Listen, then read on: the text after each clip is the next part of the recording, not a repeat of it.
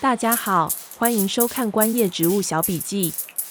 我是邱敏，带您一起认识室内植物，绿化居家环境。今日我们来聊聊观音莲。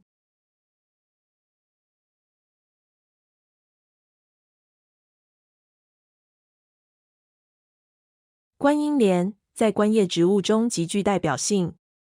对我而言，观音莲是一款十分讨喜又傲娇的植物。照顾观音莲需要时间慢慢摸索。然而，当熟悉它的习性，摸索出合适的养护方法之后，观音莲就会生长得有声有色。观音莲具有地下茎，在根部的地方会慢慢分生出紫珠。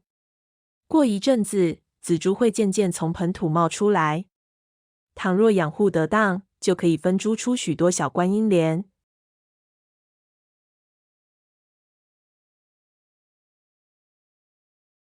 观音莲是天南星科姑婆玉属，有如大象耳朵般硕大的叶子是它最大的特色。观音莲在亚洲热带地区约有70多种，每个品种都具备不凡的质感，有皮革质地、纸质、绒面或光面等等。在英文里，观音莲也称为大象的耳朵，是不是十分有趣呢？照顾观音莲需要多一些细心与耐心，在不同的居家条件中找到适合的环境，观音莲就可以成长得很快很好。接下来，一起看看如何照顾观音莲吧。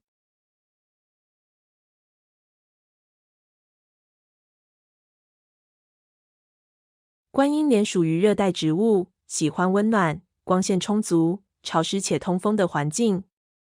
要照顾好观音莲，最重要不外乎以下这些元素：光照是否适宜，环境是否通风，土壤介质的选择，水分的给予，以及温暖且稳定的环境。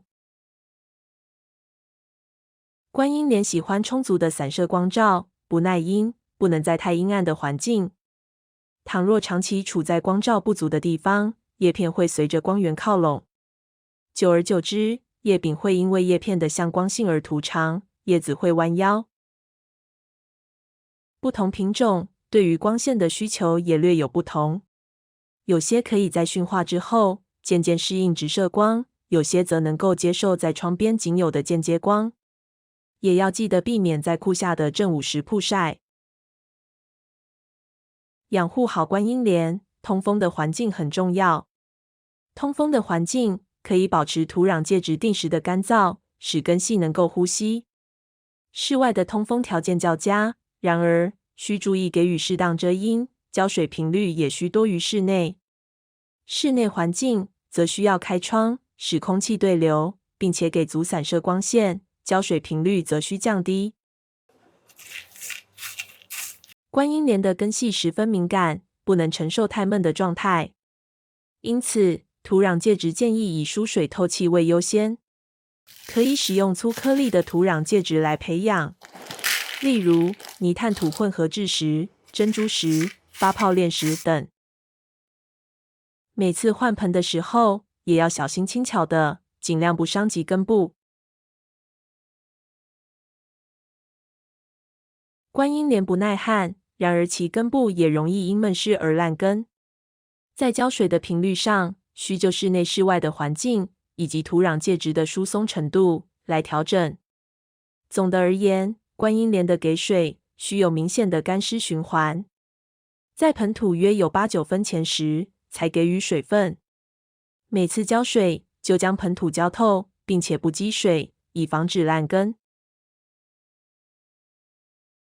春夏秋季节是观音莲的生长期，可以在傍晚时为它浇水。夏季炎热时也需要控制给水，以免根部闷热而烂根。早晚对植株喷雾水，或者使用加湿器来维持环境的湿度。观音莲在70%到80%的空气湿度中能够生长良好。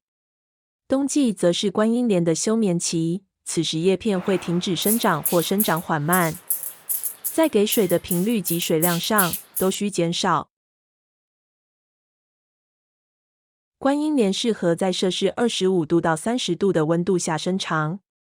喜欢稳定的温度，温差太大会使它生长不佳。不耐低温，冬季气温摄氏15度以下时，块茎会休眠，叶子会停止生长或掉落。此时需减少给水。观音莲的生长关键在于其球根。倘若在冬季时叶片掉落全无，而球根仍在，此时可以给予保温，等待春季来时，它又会长出新的叶片。以上是观音莲的养护方法。关于如何照顾观音莲的细节还有许多，未来会逐步推出。若您喜欢这回的内容，也请持续关注这个频道。记得帮我们按赞、分享、订阅频道，并开启小铃铛。谢谢您的收看，我们下回见。